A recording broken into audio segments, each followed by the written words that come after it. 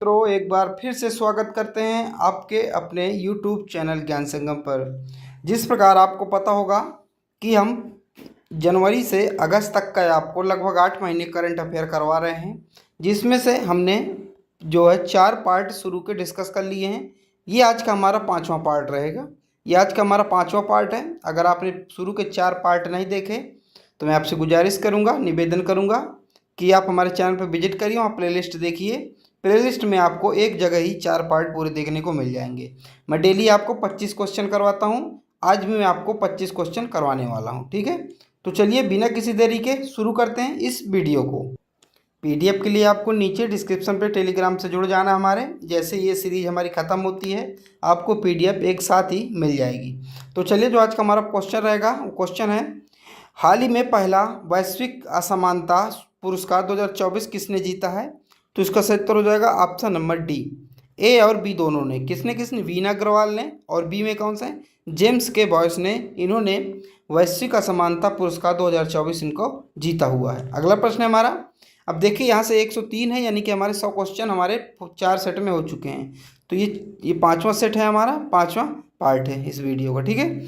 तो अगला है, महिला क्रिकेट में सबसे तेज गेंद फेंकने का रिकॉर्ड किस खिलाड़ी ने बनाया है? यानी कि सबसे तेज किस खिलाड़ी ने बनाया है? तो ये बनाया है शबनीम इस्माइल ने। ऑप्शन नंबर ए इसका सही उत्तर होगा। ये कहाँ खिलाड़ी हैं?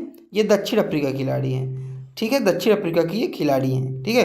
अब देखिए, शबनीम इस्माइल दक्षिण अफ्रीका की महिला क्रिकेटर हैं। ये भारत में महिला प्रीमियम लीग यानी कि WPL में मुंबई इंडियंस की टीम से खेल रही थी, और इन्होंने सबसे तेज गेंद जो है फेंकी। कितनी की फेंकी?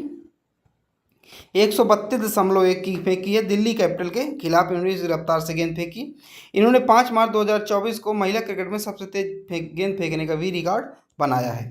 अगला, भारतीय बैंक संघ IBA का नया अध्यक्ष किसे नियुक्त किया गया है? ये किसे चुना गया है? तो इसका सही उत्तर होगा ऑप्शन नंबर ए, MB राव को चुना गया है। ये जो इसका होगा सही उत्तर हो जाएगा। अगला प्रश्न, अब देखिए, MB राव यानी कि भारतीय बैंक संघ IBA, इसको बारे में देख लेते हैं। यह है क्या? तो भारतीय बैंकों और वित्तीय संस्थानों का एक प्रतिनिधित्व निकाय है। स्थापना 1946 में होती है। मुख्यालय इसका मुंबई में है। अगला, भारतीय पैरा ओलंपिक समिति PCI के नए अध्यक्ष कौन बने हैं? तो इसका सही उत्तर हो जाएगा ऑप्शन नंबर बी, देवेंद्र झझरिया जो है भारतीय पैरा ओलंपिक समिति के अध्यक्ष बने हैं। कौन बने हैं? देवेंद्र झझरिया, ठीक है। अब अगर आपने पैरा ओलंपिक नहीं देखा है या ओलंपिक का वीडियो नहीं देखा है, क्योंकि आपके लिए इंपॉर्टेंट होने वाला है, चाहे आप MTS की तैयारी कर रहे हो, SSC MTS या RRB की आप प्रिपरेशन में लग गए हो, तो ये आपके लिए ज़रूरी है, क्योंकि इससे प्रश्न पूछे जाएंगे। तो पैरा ओलंपिक में कुल कितने मेडल आए, या ओलंपिक में कुल कितने भारत ने मेडल जीते, कितने गोल्ड, कितने सिल्वर, कितने कांस्य, ये पूरा विस्तार सहित आपको दोनों वीडियो मेरे चैनल पर मिल जाएगी। आप लोग जाके वहाँ से पढ़ सकते हैं, लेकिन छोड़िएगा नहीं। आपको जहाँ से अच्छा लगे वहाँ से पढ़ लीजिए, लेकिन आप इसको मिस मत कीजिएगा, इस टॉपिक को, ठीक है। अगला, ऑस्कर अवार्ड 2024 में सर्वश्रेष्ठ अभिनेता का अवार्ड किसे मिला है? तो इसका सही उत्तर हो जाएगा option number B, Cillian Murphy को मिला सर्वश्रेष्ठ ऑस्कर 2024 में सर्वश्रेष्ठ अभिनेता का अवार्ड। अगला है, हाल ही में 71वीं मिस वर्ल्ड 2023 का खिताब किसने जीता है? तो इसका सही उत्तर होगा option number B, Christina Pichkova. Option number B. ये कहाँ की हैं? ये चेक गणराज्य की हैं, ठीक है। अब देखिए, कौन सा संस्करण हुआ? तो 71वां संस्करण हुआ। इस इवेंट का आयोजन मुंबई के फेमस जियो वर्ल्ड कन्वेंशन सेंटर में किया गया। इसमें दुनिया की 112 सुंदरियों ने भाग लिया। 112 सुंदरियों ने भाग लिया। भारत की तरफ से किसने भाग लिया? सिनी शेट्टी ने भाग लिया, ठीक है।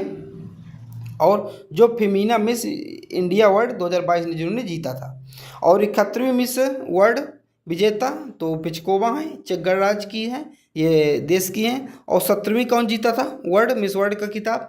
तो कारोलिना विस्कोवा, ये पोलैंड की थी, इन्होंने जीता था, ठीक है। अगला, भारत की पहली AI टीचर का क्या नाम है? तो भारत की पहली AI टीचर का आयरिश नाम है। इसको आप लोग बहुत याद रखना है, एकदम एक स्क्रीनशॉट ले लीजिए, दिमाग को एकदम कंठस्थ कर लीजिए इसको। अगला, हाल ही में पाकिस्तान में नई महिला मुख्यमंत्री कौन बनी है? तो ये बनी है मरियम नवाज।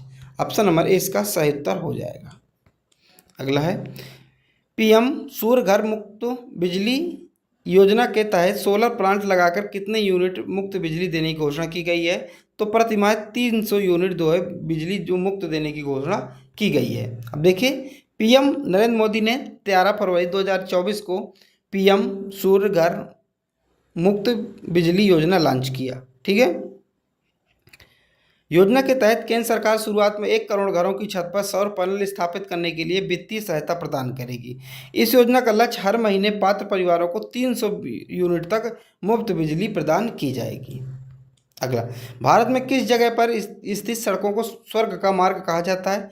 तो कच्छकरण को स्वर्ग का मार्ग कहा जाता है। स्वर्ग का मार्ग यानी कि रोड टू हेवन भारत की सबसे नई दर्शनीय सड़क है। यह लगभग 30 किलोमीटर लंबी है। यह सड़क गुजरात के कच्छ के रण में खावड़ा धोलावीरा से जोड़ती है। यह सड़क दुनिया में सबसे बड़े नमक रेगिस्तान कच्छ के महान रण के लुभावने दृश्यों को अद्वितीय करती है। यानी कि ये ऐसे बीच से निकल गई है रोड और इसी को कहा जाता है स्वर्ग की रोड। अगला है, देश के पहले सीडीएस जनरल बिपिन रावत की प्रतिमा कहाँ स्थापित हुई जिनका उद्घाटन रक्षा मंत्री ने किया? अब आपको बताइए रक्षा मंत्री हमारे देश के कौन है? तो राजनाथ सिंह है। इसका उद्घाटन कहाँ किया गया? तो देश के पहले सीडीएस जनरल बिपिन रावत का तो ये किया गया देहरादून में, अब जो स्वर्गीय हैं। अब देखिए, रक्षा मंत्री राज सिंह ने 12 फरवरी 2024 को देहरादून के टन ब्रिज स्कूल में देश के पहले सीडीएस जनरल बिपिन रावत का प्रतिमा का अनावरण किया। अब देखिए, बिपिन रावत की बात करते हैं, इनकी बात करते हैं। तो 8 दिसंबर 2021 को CDS Bipin Rawat helicopter crash में शहीद हो गए थे। उनके साथ उनकी पत्नी माधुलिका रावत और अन्य 12 जवान भी हादसे में शहीद हो गए थे। देश के वर्तमान सीडीएस कौन है इस समय? तो देश के 2 नंबर के सीडीएस कौन है? तो अनिल चौहान इस समय सीडीएस है। ठीक है।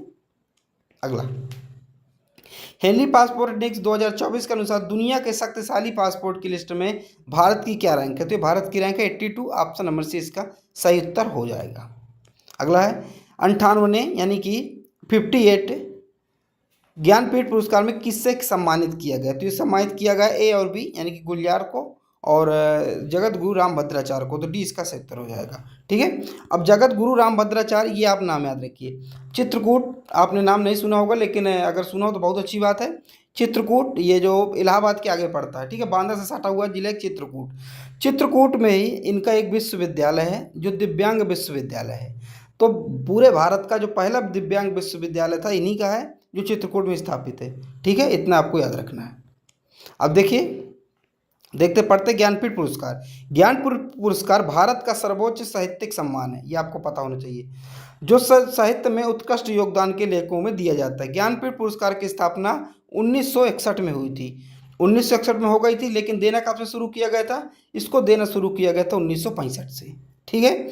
मलयालम लेखन जी शंकर ग्रुप को प्रदान किया गया था। तो 1965 में सबसे पहले किसे दिया गया?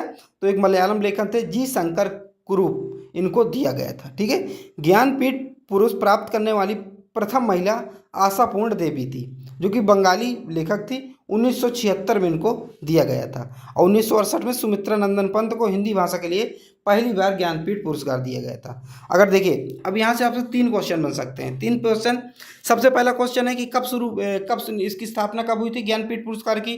तो 1961 में हुई थी। सर्वप्रथम कब से देना शुरू हुआ? तो 4 साल बाद 1965 में देना शुरू हुआ था। किसको दिया गया? तो मलयालम लेखक जी शंकर ग्रुप को इनको दिया गया था। फिर इसके बाद पहली महिला कौन थी जिनको ये ज्ञानपीठ पुरस्कार मिला? तो वो थी आशापूर्ण देवी, बंगाली की लेखक थी। 1976 में दिया गया। फिर चौथा क्वेश्चन कि हिंदी में सबसे पहले किसे दिया गया? तो हिंदी में सबसे पहले 1968 में सुमित्रा नंदन पंत को दिया गया। ठीक है। जबकि वर्ष 2018 में अमिताभ घोष को अंग्रेजी भाषा के लिए पहली बार ये ज्ञानपीठ पुरस्कार मिला। तो ये जितना भी इंपॉर्टेंट मैंने पॉइंट बताए आप एक प्लीज़ इसको नोट कर लीजिए। अगला है, हाल ही में अंतर्राष्ट्रीय न्यायालय का नया अध्यक्ष किसे नियुक्त किया गया है? तो इसका सही उत्तर होगा ऑप्शन नंबर सी, नवाज और सलाम। इसका सही उत्तर हो जाएगा सी, इसका सही उत्तर होगा। अंतर्राष्ट्रीय न्यायालय का मुख्यालय कहाँ है? तो न्यायालय का मुख्यालय दहेग कहाँ है? नीदरलैंड में है। इसकी स्थापना कब होती है? तो 26 जून 1945 की स्थापना होती है। ये संयुक्त राष्ट्र के 6 अंगों में से एक थे। ठीक है। अगला, भारतीय दूरसंचार नियामक प्राधिकरण जिसे ट्राई कभी कहा जाता है का नया अध्यक्ष किसे चुना गया है? तो इसका सही उत्तर होगा option number D, Anil Kumar Lahoti को चुना गया है। ठीक है।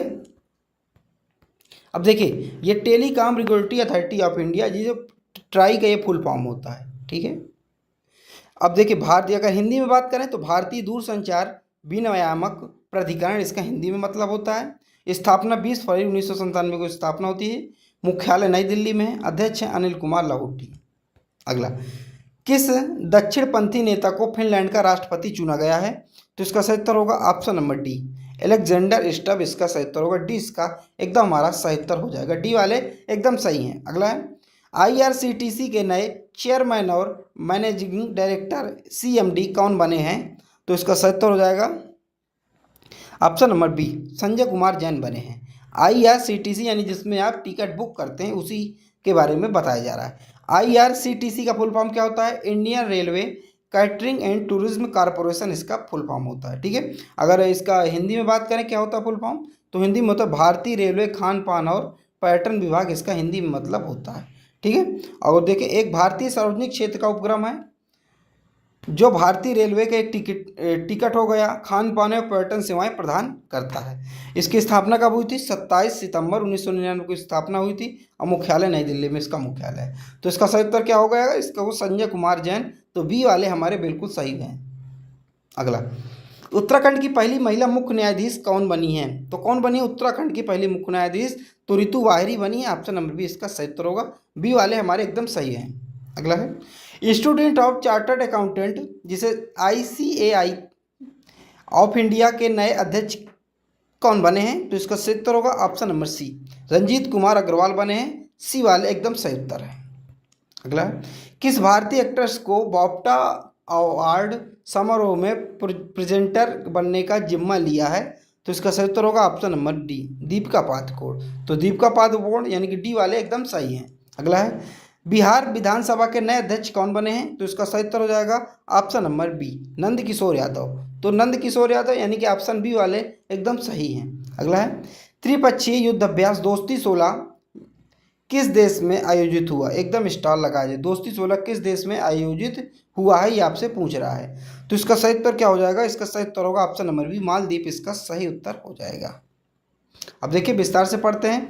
तो त्रिपक्षीय युद्ध अभ्यास दोस्ती 16 यानी कि 16, दोस्ती 16 नाम क्यों रखा गया? क्योंकि इसका नाम कौन सा संस्करण है? 16वां संस्करण, इसके लिए 16 रखा गया। त्रिपक्षीय मतलब 3 पक्ष, भारत, श्रीलंका और मालदीव। आयोजन कहाँ हुआ? मालदीव की राजधानी माले में हुआ, पास हिंद सागर है, उसी क्षेत्र में इसका आयोजन किया गया। अगला है, बहुपक्षीय नौसैन्य अभ्यास मिलन 2024 2024 का आयोजन कहाँ हुआ है? तो इसका आयोजन हुआ विशाखापट्टनम में हुआ है। ये भी स्टार कर लीजिए, बहुत इंपॉर्टेंट है। अगला, बहुपक्षीय नौसेना अभ्यास मिलन 2024। अब इसके बारे में देखिए पढ़ लेते हैं थोड़ा सा। इस युद्ध अभ्यास का आयोजन हर 2 साल में एक बार होता है। आयोजन इस बार कहाँ हुआ है? तो विशाखापट्टनम। 19 फरवरी से 29 फरवरी तक इसका हुआ। संस्करण कौन सा है?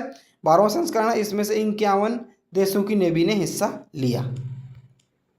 अगला है, भारत में कहाँ पर पहले फ्रेंच फिल्म महोत्सव का आयोजन किया गया? तो इसका सही उत्तर होगा ऑप्शन नंबर कोलकाता में किया गया। सी हमारा एकदम सही उत्तर हो जाएगा। अगला प्रश्न है, अंतर्राष्ट्रीय सौर गठबंधन आईएसए का 119वां सदस्य देश कौन सा बना? बहुत इंपॉर्टेंट है। अंतर्राष्ट्रीय सौर गठबंधन का मुख्यालय कहाँ है? तो अच्छा, ये आपके लिए होमवर्क है। अंतर्राष्ट्रीय सौर गठबंधन का मुख्यालय कहाँ है आपको बताना है। आपके लिए होमवर्क है, आप लोग जरूर बताइएगा।